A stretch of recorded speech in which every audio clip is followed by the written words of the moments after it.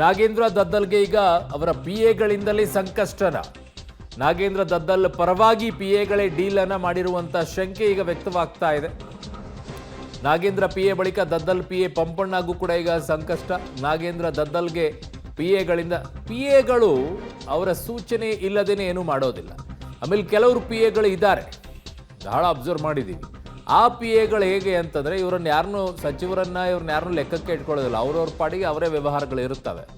Sign ಅಷ್ಟೇ ಮಾಡಿಸ್ಕೊಳ್ಳೋ ಕೆಲಸ ಮಾಡ್ತಾರೆ. ಅದೇನು ಎತ್ತ ಅಂತ ಅವರು ವಿಚಾರಿಸೋದಿಲ್ಲ.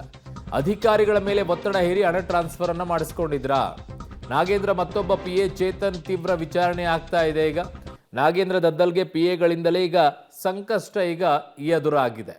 ನಾಗೇಂದ್ರ ಮತ್ತು ದದ್ದಲ್ಗೆ ಪಿಎಗಳಿಂದಲೇ ಸಂಕಷ್ಟ.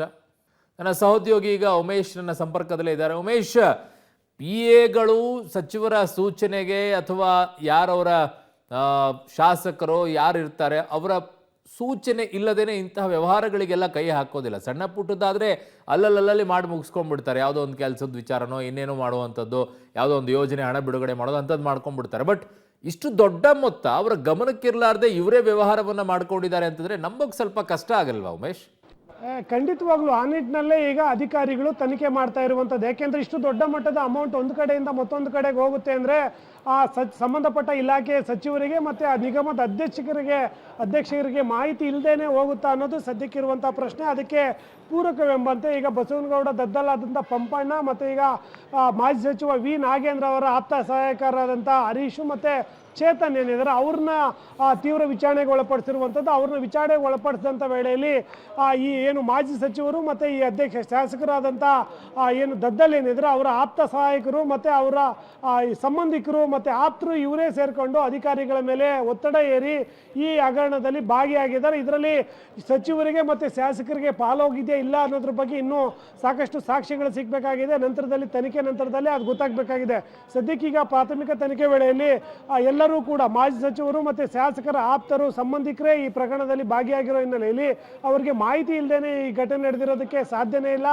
ಈಗಾಗಲೇ ಅವ್ರ ಪಿಎಗಳಿಗೆ ಏನು ವಶ ಕಸ್ಟಡಿಗೆ ಪಡ್ಕೋತಾ ಇರೋದು ನೋಡ್ತಾ ಇದ್ರೆ ಎಲ್ಲೋ ಒಂದು ಕಡೆ ಅವರ ಆಪ್ತರೆ ಇವರ ಗಮನಕ್ಕೆ ತರದೇನೆ ಈ ಕೃತ್ಯ ಮಾಡಿದ್ರು ಅನ್ನೋದು ಒಂದು ಕಡೆ ಆದರೆ, ಮತ್ತೊಂದು ಕಡೆ ಇವ್ರ ಗಮನಕ್ಕಿದ್ದು ಕೂಡ ನೇರವಾಗಿ ಇವರು ಭಾಗಿಯಾಗ್ದೇನೆ ಪರೋಕ್ಷವಾಗಿ ಇವ್ರ ಕಡೆಯಿಂದ ಈ ಹಗರಣದಲ್ಲಿ ಕೈ ಹಾಕಿಸಿದ್ರ ಅನ್ನೋ ಅನುಮಾನಗಳು ಕೂಡ ಬರುವಂಥದ್ದು. ಅದಕ್ಕೆಲ್ಲದಕ್ಕೂ ಕೂಡ ಇವತ್ತು ಸಂಜೆ ಹೊತ್ತಿಗೆ ಒಂದು ಸ್ಪಷ್ಟ ಮಾಹಿತಿ ಲಭ್ಯ ಆಗುತ್ತೆ. ಈಗಾಗಲೇ ಎಲ್ಲ ಕಡೆಗಳಲ್ಲೂ ಕೂಡ ಇಡಿ ಅಧಿಕಾರಿಗಳು ತನಿಖೆಯನ್ನು ಮುಂದುವರಿಸಿರುವಂಥದ್ದು. ಇಲ್ಲಿವರೆಗೂ ಪತ್ತೆಯಾದಂಥ ಎಲ್ಲ ಮಾಹಿತಿಗಳನ್ನು ಕೂಡ ಶೇಖರಣೆ ಮಾಡಿ ತನಿಖೆ ಮುಂದುವರಿಸ್ತಾ ಇದ್ದಾರೆ. ಹಾಗಾಗಿ ಮೊದಲ ಭಾಗವಾಗಿ ಇವತ್ತು ಹರೀಶನನ್ನೇನು ಕಸ್ಟಡಿಗೆ ಪಡೆದಿದ್ದಾರೆ, ಅವತ್ತು ಹರೀಶನನ್ನು ಕಸ್ಟಡಿಗೆ ಪಡೆದ ನಂತರದಲ್ಲಿ ಬೇರೆ ಎಲ್ಲ ಈಗ ಬಸವನಗೌಡ ದದ್ದಲ್ನ ಪಿಎ ಆಗಿರ್ಬೋದು, ಮತ್ತೊಬ್ಬ ಪಿಎ ಚೇತನ್ ಆಗಿರ್ಬೋದು, ಎಲ್ಲರನ್ನೂ ಕೂಡ ತೀವ್ರ ವಿಚಾರಣೆ ಮಾಡ್ತಾ ಇರುವಂಥದ್ದು. ಆ ವಿಚಾರಣೆ ವೇಳೆಯಲ್ಲಿ ಯಾರಿಗೆಲ್ಲ ಅಮೌಂಟ್ ಕೊಟ್ವಿ ಮತ್ತು ಪ್ರಾಥಮಿಕವಾಗಿ ಹಗರಣ ಅಧಿಕಾರಿಗಳ ಮೇಲೆ ಯಾವ ರೀತಿ ಒತ್ತಡ ಹಾಕಿದ ನಂತರದಲ್ಲಿ ಅಮೌಂಟ್ ಎಲ್ಲಿಗೆ ಹೋಯಿತು ಮತ್ತು ಯಾವ ಬೆಂಗಳೂರಿಗೆ ವಾಪಸ್ ಬಂದ ನಂತರದಲ್ಲಿ ಯಾವೆಲ್ಲ ವ್ಯಕ್ತಿಗಳಿಗೆ ಅಮೌಂಟ್ ಹೋಗಿದೆ ಅನ್ನೋದ್ರ ಬಗ್ಗೆ ಇಡಿ ಅಧಿಕಾರಿಗಳು ಈಗ ಮಾಹಿತಿಗಳನ್ನು ಕಲೆಕ್ಟ್ ಮಾಡ್ತಾ ಇರುವಂಥದ್ದು. ಕಲೆಕ್ಟ್ ಮಾಡಿದ ನಂತರದಲ್ಲಿ ಇದರಲ್ಲಿ ಶಾಸಕ ಬಸವನಗೌಡ ದದ್ದಲ್ಲು ಮತ್ತು ಮಾಜಿ ಸಚಿವ ನಾಗೇಂದ್ರ ಅವ್ರ ಪಾತ್ರ ಎಷ್ಟಿದೆ ಅನ್ನೋದು ಗೊತ್ತಾಗಬೇಕಾಗಿದೆ. ಅರುಣ್. ಓಕೆ ಉಮೇಶ್, ನಿಮ್ಮೆಲ್ಲ ಮಾಹಿತಿಗೆ ಧನ್ಯವಾದಗಳು.